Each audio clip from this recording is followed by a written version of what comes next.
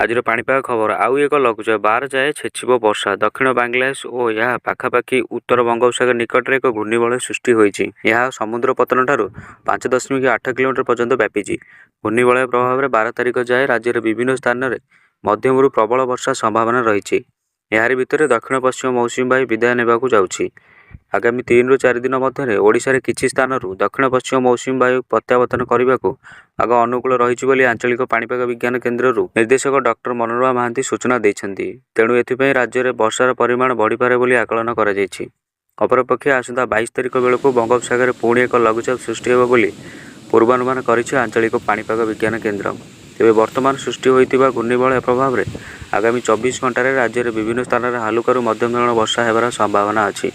ଏଥିସହ ଉପକୂଳବର୍ତ୍ତୀ ଅଞ୍ଚଳ ଓ ଏହା ଆଖପାଖ ଅଞ୍ଚଳଗୁଡ଼ିକରେ ପ୍ରବଳ ବର୍ଷା ନେଇ ୟେଲୋ ୱାର୍ଣ୍ଣିଂ ଜାରି କରିଛି ପାଣିପାଗ ବିଭାଗ।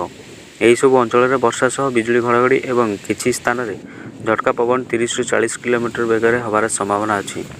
ଶନିବାର ଦକ୍ଷିଣ ଓଡ଼ିଶାର ବିଭିନ୍ନ ଜିଲ୍ଲା, ଉତ୍ତର ଉପକୂଳବର୍ତ୍ତୀ ଏବଂ ପାଖାପାଖି ଜିଲ୍ଲାଗୁଡ଼ିକରେ ହାଲୁକାରୁ ମଧ୍ୟମ ଧରଣର ବର୍ଷା ହେବ ବୋଲି ଆଞ୍ଚଳିକ ପାଣିପାଗ ପକ୍ଷରୁ ସୂଚନା ଦିଆଯାଇଛି। ଦର୍ଶକ ବନ୍ଧୁ, ଭିଡ଼ିଓକୁ ଶେଷ ପର୍ଯ୍ୟନ୍ତ ଦେଖିଥିବାରୁ ଆପଣଙ୍କୁ ବହୁତ ବହୁତ ଧନ୍ୟବାଦ। ଆମ ଭିଡ଼ିଓଟି ଯଦି ଆପଣଙ୍କୁ ଭଲ ଲାଗିଛି ଭିଡ଼ିଓଟି ଲାଇକ୍ କରନ୍ତୁ। ଆମ ଚ୍ୟାନେଲ ନଥିଲେ ଚ୍ୟାନେଲକୁ ସବସ୍କ୍ରାଇବ୍ କରନ୍ତୁ।